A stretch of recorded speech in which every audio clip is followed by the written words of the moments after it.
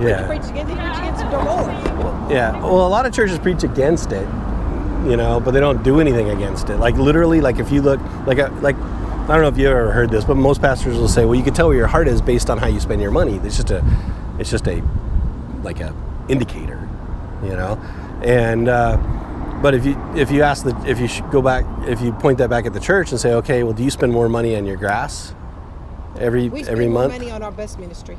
On your bus ministry? Mm-hmm. Yeah. We run about 28 buses every Sunday. We do. To get people to go to church. We pick up all ages. Adults can ride the buses as well as kids. Mm-hmm. There is not a bus ministry in the state of Texas that makes money.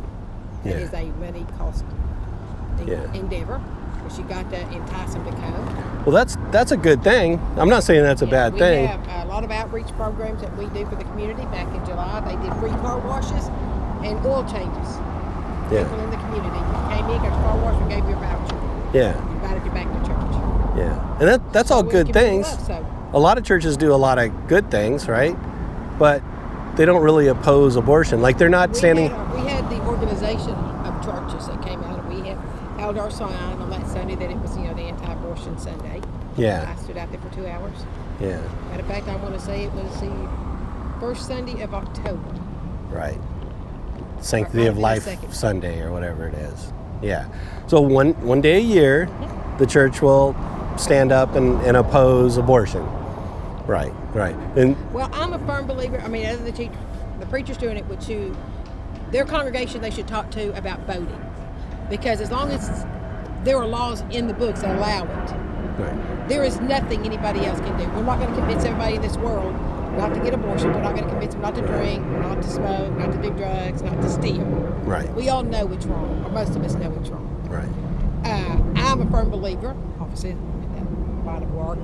We need to change the people in the office. We need to vote and get these politicians out that are liberals. Well, when we had a Republican president, a pro-life Republican president, a pro-life Congress, and a pro-life Senate, we didn't change anything. That's because we, as citizens, have allowed that to become their career. Right. If it goes back to the way it used to be years ago, where they went and served 2 to 4 years and they went back to their private sector jobs, I think we would see a difference. But now, dude, if you could vote yourself a raise, you're going to get $1,000 a year raise every year. That's what they've done. Right.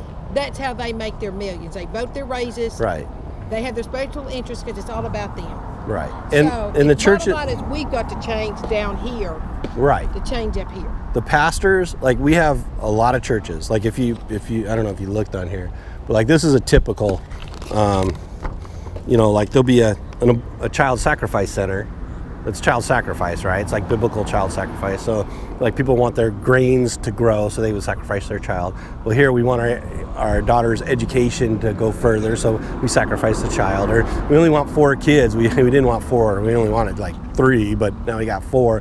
So we're pregnant again, so we don't want to get rid of our BMW, so we'll sacrifice our child, Or I'm not married, it's going to make it hard for me to get married, so I'm going to sacrifice my child. So child sacrifice center.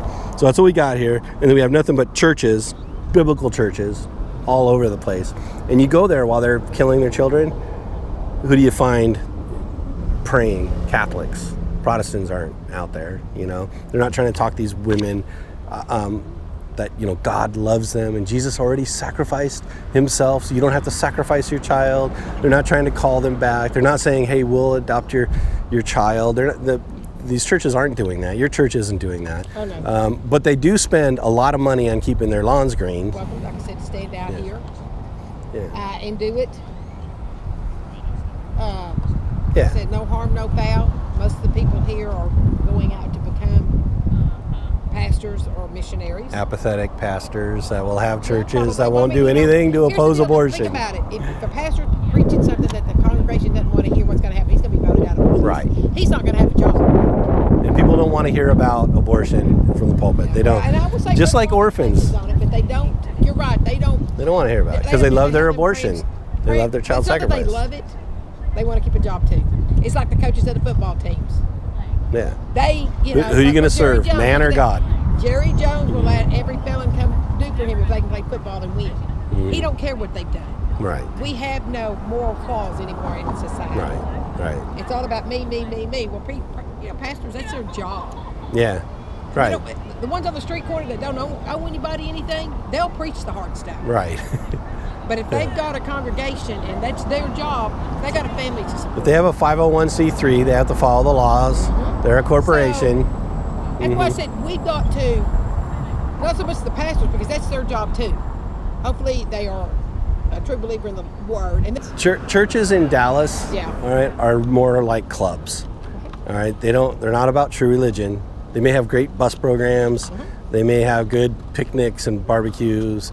They might have all these things, but as far as opposing evil in the community, like child sacrifice, they really do ignore it 364 days a week.